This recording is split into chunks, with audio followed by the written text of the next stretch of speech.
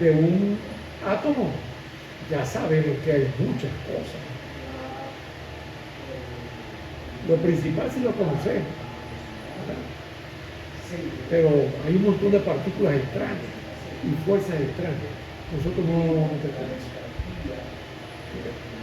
Para nosotros hay materia en todos los espacios. Ajá, ¿y cuál es el basamento para decir que eso es verdad? Dos ejemplos. 1 milímetro cúbico de este aire que está aquí. 2 milímetros cúbicos. Es como si yo tomara un bolígrafo y hiciese 3 rayitas mutuamente perpendiculares de 1 milímetro. Ni una escuadra de 1 milímetro. Ya a mí me cuesta ver un chiquitico. ¿Y cuántos átomos y moléculas de los componentes de allí? Miren el número. 3 por 10 a la 16. 10 a la 3 kilos. 10 a la 6, medio. 10 a la 9, tero. 10 a la 12, se tiene su nombre ya en una cosa. Pero hasta ahí. Eso no es 10 a la 12, eso es 10 a la 16. Es una cantidad monstruosa. Ah, no, pero eso es porque es un gas. ¿Cómo que es un gas? Es un líquido es peor, porque está más cercano. Nos dan una cucharadita de una medicina y eso ocupa el mismo volumen que 18 gramos de agua. Más o menos. En 18 gramos de agua, que es un gramo mol de agua, está el número de Avogadro. Miren el número de Avogadro. Por 10 a la 23. O sea, lo que estoy diciendo es como si nosotros tuviésemos un alfiler muy delgadito y lo meto así en una porción de agua. Esa punta va a chocar con algo de agua realmente. Pero hay demasiado.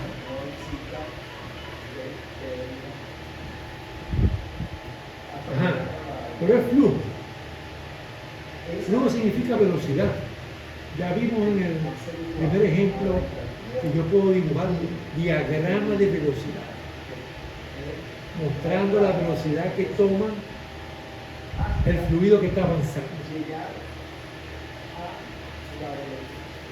Si yo puedo decir cuánto vale aquí en cada punto, la densidad, la presión, la temperatura, la entropía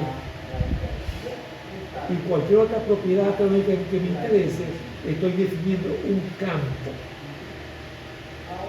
Los campos pueden ser escalares, como estas cosas: densidad, presión, temperatura, entropía, y ser función de dónde estoy, L, y de cuándo estoy allí. Bien. ¿De dónde estoy? ¿Y cuándo? ¿Y cuándo estoy allí? ¿Pero eso por qué, profe? Bueno, porque por ejemplo aquí mismo, si yo quiero definir el campo de propiedades en este cuarto, ¿tú crees que la temperatura aquí va a ser lo mismo en la madrugada que a las 3 de la tarde? No. Quiere decir que cambia con el tiempo. Y la temperatura no va a ser lo mismo en aquella pared que está bajo sombra todo el tiempo que en esta, que está expuesta al sol. Quiere decir que la temperatura también cambia con el espacio. Entonces las cosas en un fluido de movimiento cambian con el espacio y con el tiempo. La velocidad, sin embargo, es distinta a esta, porque la velocidad es un vector, tiene 3 componentes. Por ejemplo, en un sistema cartesiano, en X, en Y y en Z. Por ejemplo, miren esta foto del flujo alrededor de un perfil aerodinámico. Este es un ejemplo de flujo externo. Es el tópico del último tema. Y esto que ustedes ven aquí es una visualización de partículas, burbujas seguramente, que se soltaron en el flujo que va incidiendo sobre el perfil. Y el perfil causa una distorsión, como pueden ver, en la trayectoria de las partículas. Literalmente el fluido le saca el cuerpo al perfil, no puede penetrar en él. Se supone que el perfil es impermeable. Entonces, Quiere decir que estas velocidades, que aquí bien pudo ser uniforme, es decir, que todos los puntos tienen la misma velocidad, por la presencia de este cuerpo, sufre cambio. Y luego, cuando el flujo se aleja y está suficientemente retirado del perfil, vuelve otra vez, como ustedes pueden ver, a recuperar un parecido a este que está aquí. Pero es un parecido. Miren cómo ahora esta línea se ensancharon en relación con esta que está acá. Entonces, este vector velocidad puede cambiar de un punto a otro sin ningún problema, por la presencia de un agente. Aquí el agente causante de la perturbación en el flujo fue la presencia de este perfil aerodinámico, el ala de un avión. Eso quiere decir que cuando el fluido avance, por lo poquito que vimos en el primer caso, trata de llevarse consigo al perfil, porque ejerce fricción sobre él. Ejerce no solamente presión, sino fricción. Y por acción y reacción, el perfil trata de frenar a la correa. A esa fuerza se le llama arrastre. Pero si eso se parece al ala de un avión, eso es clave para mantener el avión flotando, entre comillas, porque eso no es flotación. Es clave para mantener sustentado el perfil. Cuando el avión va a despegar, necesita máxima sustentación para que suba. Cuando quiere aterrizar, tiene que disminuir la sustentación.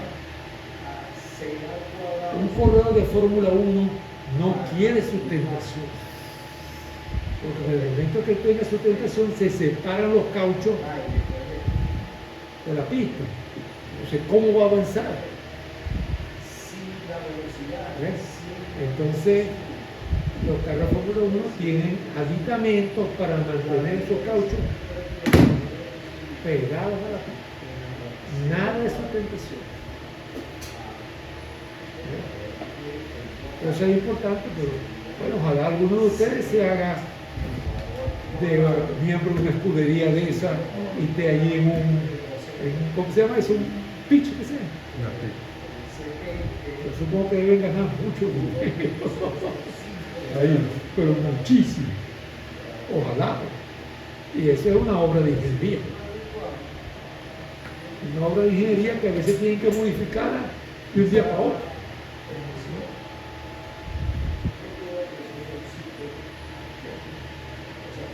Escalar, vector. ¿Lo puedo dar más complicado? Sí, señor. Tensor. ¿Vamos nosotros a estudiar ese tensor? No. Un estado de esfuerzo. Exacto. Esta es una superficie. Puede ser una superficie real, como la pared de una tubería, de un ala de una luz. O puede ser una superficie que yo me imagino aquí, en este aire.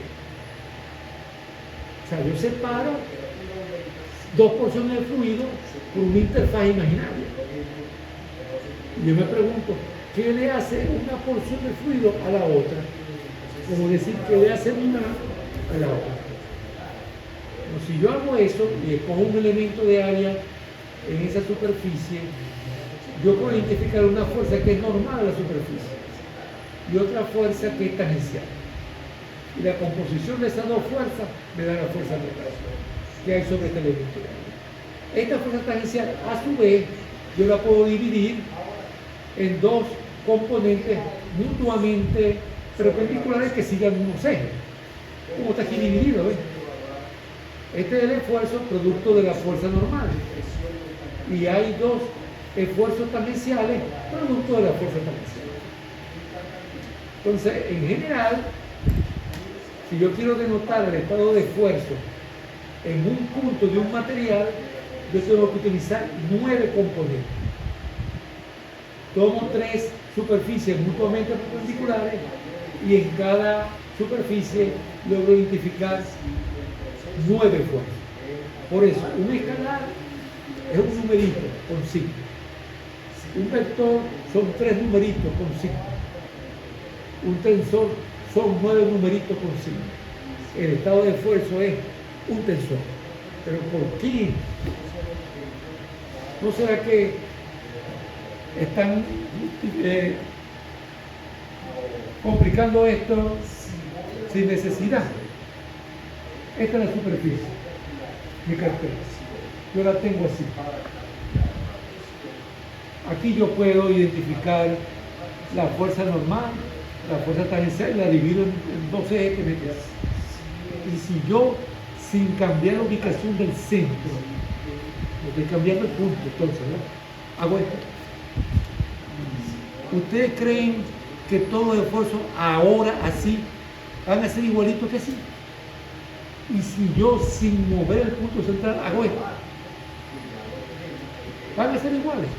Claro que no hay razón lógica. Pero los esfuerzos cambian a medida que, si los esfuerzos cambian a la vez, como estaba haciendo su mano. Si yo cambio de orientación, el esfuerzo es fuerza por unidad de área. Si yo cambio la fuerza, cambia el esfuerzo. Si yo cambio el área, ¿cambiar área aquí? Sí. Porque un área tiene orientación. No es lo mismo un área horizontal que un área vertical. ¿Ven? Por eso es que se hace complicado el estado de esfuerzo.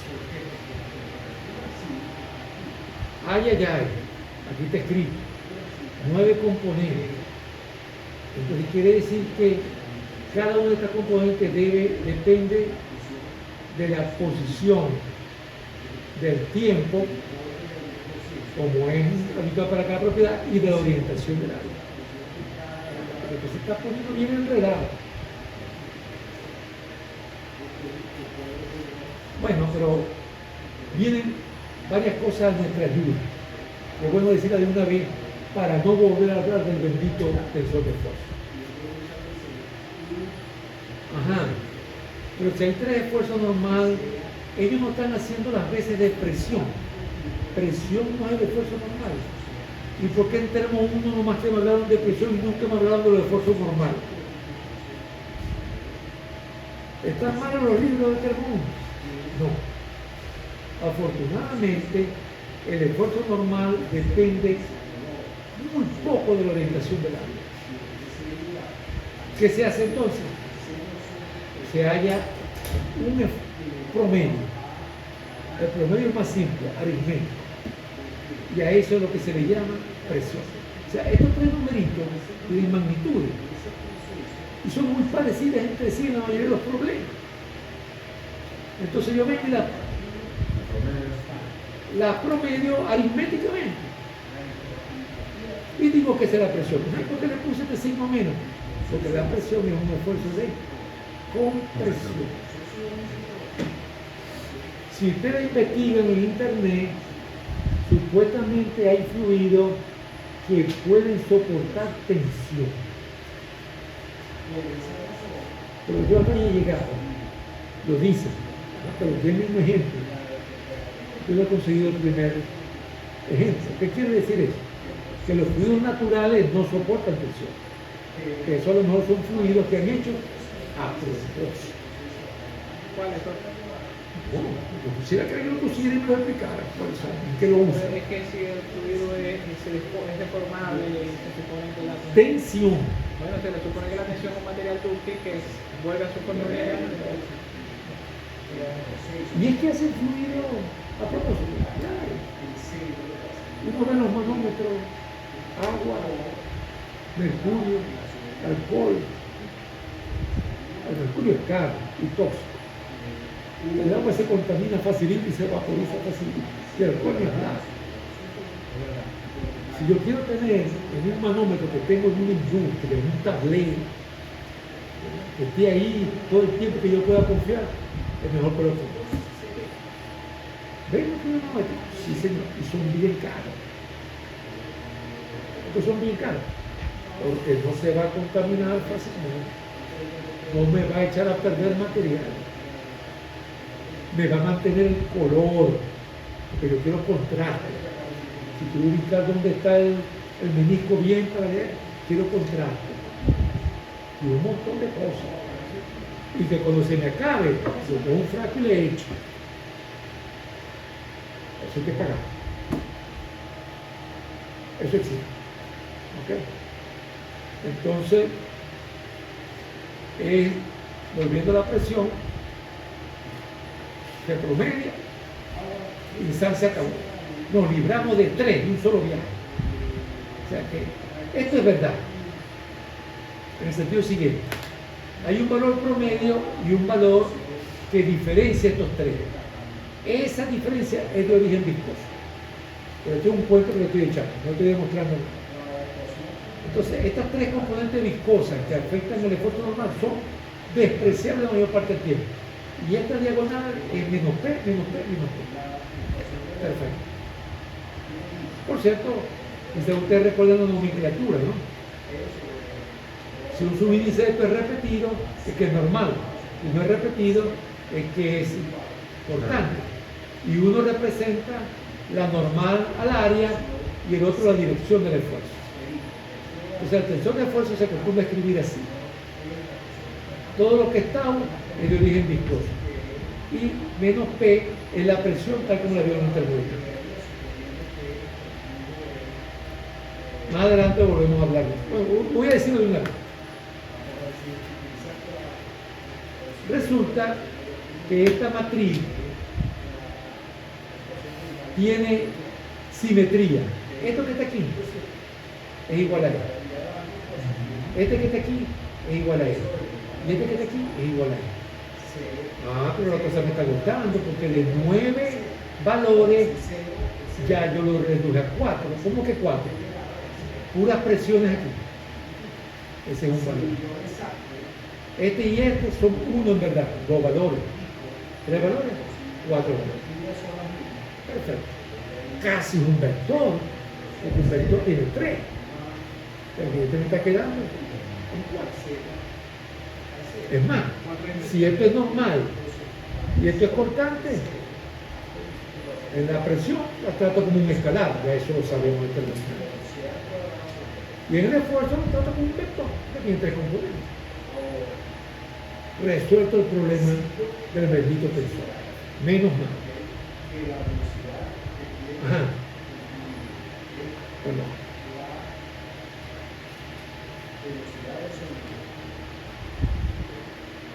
¿Qué vamos nosotros a considerar fluidos no newtonianos? ¿Qué cumplen esos fluidos newtonianos? Condición de deslizamiento en un interfaz. Fluido sólido. La velocidad que tiene el fluido es la que tiene el sólido. Si aquí esta superficie está fija, aquí es velocidad cero. Este es el perfil de velocidad. Entonces, una partícula que esté moviéndose a esta separación de la pared de abajo tiene esta velocidad que requiere. Por ejemplo, la partícula que está aquí, tantos metros por encima de la superficie, se mueve con esta velocidad. Cuando yo uno las puntas de la flecha, tengo el perfil de velocidad, como dice aquí en inglés. Fíjense ustedes que ya no es lineal. Ya no es lineal. Lo cual significa que la presión aquí no puede ser uniforme realmente. Tiene que haber alguna diferencia de presión. Ok. ¿Qué más? Bueno, aquí puedo ver yo que si me alejo mucho de la pared, parece que el efecto de la viscosidad se va debilitando. Porque aquí la viscosidad frenó bastante a la corriente. Pero cuando yo me alejo de la pared, veo que la velocidad como hasta tiende a hacerse más alta. Uniforme, no solamente más alta, sino que sí. Yo me puedo imaginar, esto como que va así. Y llegará un momento en que la velocidad deja de cambiar. Eso es lo que llaman un efecto difusivo. Si esa pared está a alta temperatura. Vamos a ver qué con esto, queda mejor con esto. Si esto está a alta temperatura y yo estoy cerquita de ella y pongo la mano aquí, la siento. Pero si esto es más largo, esto sale. Así. ¿Verdad? Y aquí es caliente y yo ahora me separé de él, aquí la temperatura es menor. Eso se llama difusión. El valor se va esparciendo, pero debilitándose. Entonces quiere decir que lo que está frenando el fluido es la pared de abajo, que tiene velocidad cero. Y la viscosidad es una propiedad que actúa como un intermediario y transmite ese desmovimiento. Y frena a lo que venía moviéndose. Y eso puede ser un efecto, un caso real, ¿no? Claro. Estamos en una llanura, está pegadito esa llanura, y está soplando el viento. ¿Qué hace el viento? Al suelo de esa llanura le ejerce un efecto grande. Por eso vemos que levanta el polvo. Se lleva el polvo. Pero por allá arriba, el suelo no le hace nada al viento. El viento está soplando a millones. Por eso vivimos en un edificio de apartamentos. Yo vivo en un piso 9. Yo a veces miro las matas que están en el centro comercial y no se mueve. Abro una ventana en el apartamento y tengo que cerrarla.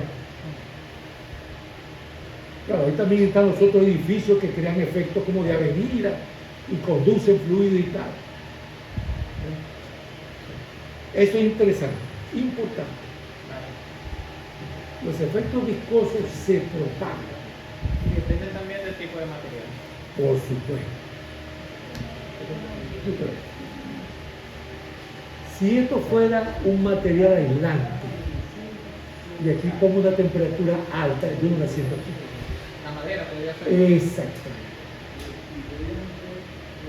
Entonces, en calor, la conductividad térmica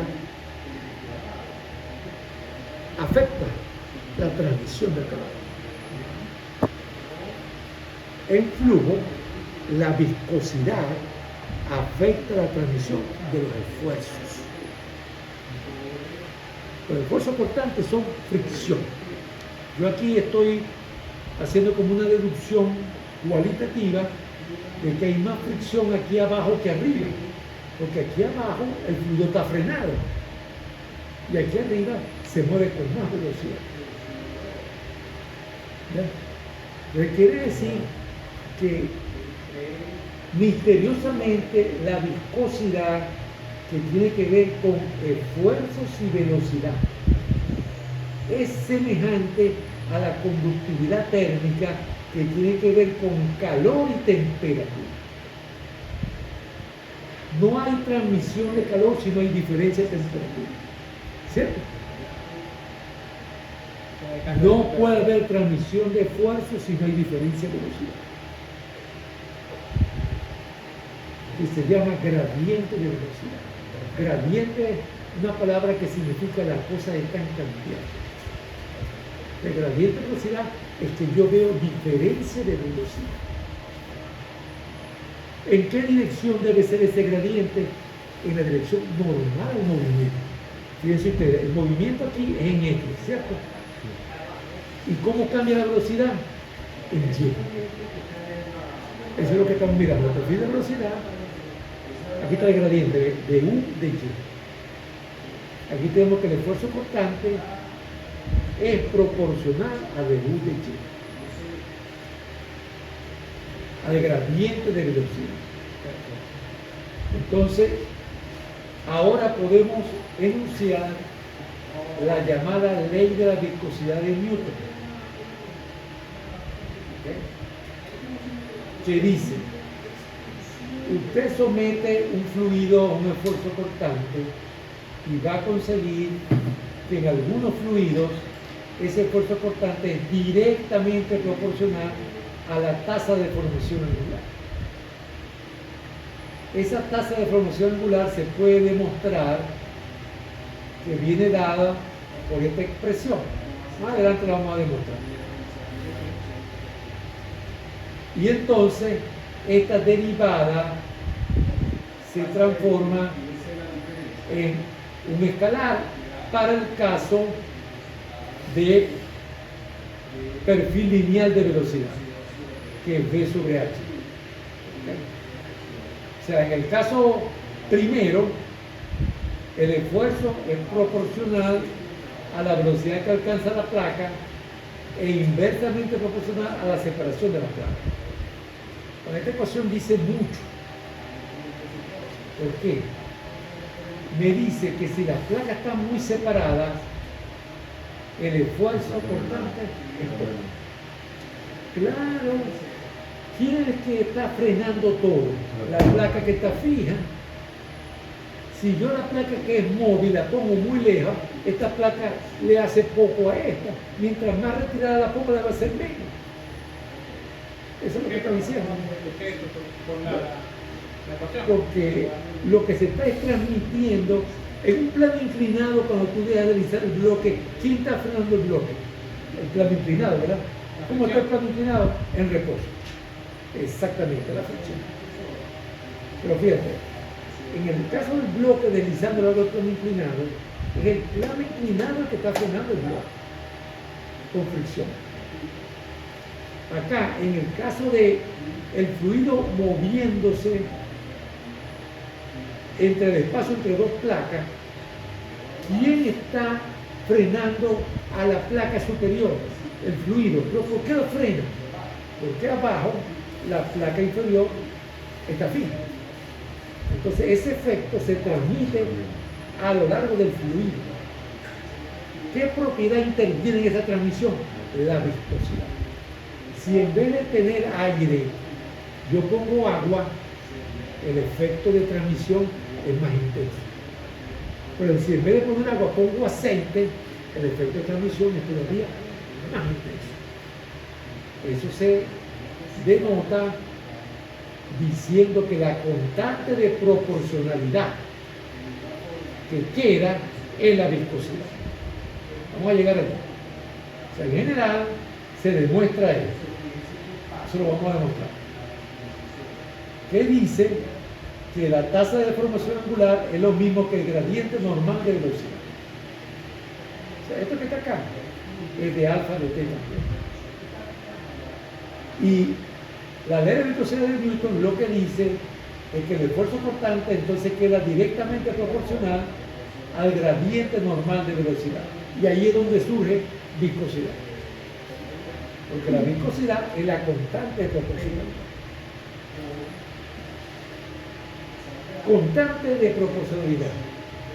Cuando nosotros hablamos en física, manejamos el problema de los resortes lineales. ¿Qué hacíamos? Decíamos, si yo le aplico una fuerza a un resorte, él se logra, si es tensión, ¿cierto? Yo vengo y divido la elongación sobre la longitud inicial del resorte. Eso se llama la elongación unitaria. Multiplico eso por una constante que le llamamos la constante del resorte y yo cuadro la ecuación. Puedo relacionar la fuerza aplicada con la elongación unitaria a través de la constante del resorte. Entonces la viscosidad aquí hace las veces la constante del resorte. ¿Quién hace las veces de la elongación unitaria? El gradiente normal de velocidad. Entonces hay una serie de fenómenos que cumplen con una ecuación que tiene la misma estructura. La ley de la conducción de Fourier, así se llama, dice: el flujo de calor por unidad de área es directamente proporcional al gradiente de temperatura. ¿Y cómo se llama la constante de proporcionalidad? Conductividad térmica. Por eso no es una simple constante como en el resorte. Porque la conductividad térmica es una propiedad de la sustancia. Yo voy a un libro y busco asbesto. Ahí aparece la conductividad térmica. Pongo vidrio y me aparece la conductividad térmica. Ladrillo, me aparece. Yo veo un libro y busco mercurio y me aparece la viscosidad. Y la telemetría térmica también. O sea, yo he visto, yo una vez tuve un carro que tenía un asunto, no recuerdo cómo se llama. Era algo para hacer contacto, y era una gota de mercurio. Una gota de mercurio que venía en un elemento que era de vidrio. Entonces esa gota de mercurio se movía y hacía contacto en un circuito. No recuerdo bien, fue hace 30 años. Ese carro me daba mucha guerra porque yo no sabía eso, no me había puesto a mirar hasta que digo, entonces yo me caí en la puta, no, sí, la cosa de recoger el golpe. A veces se quedaba y yo no sabía qué pasaba. Y era que no había hecho un buen contacto. Y era una gota de mercurio, con lo cual hacían contacto. Ok.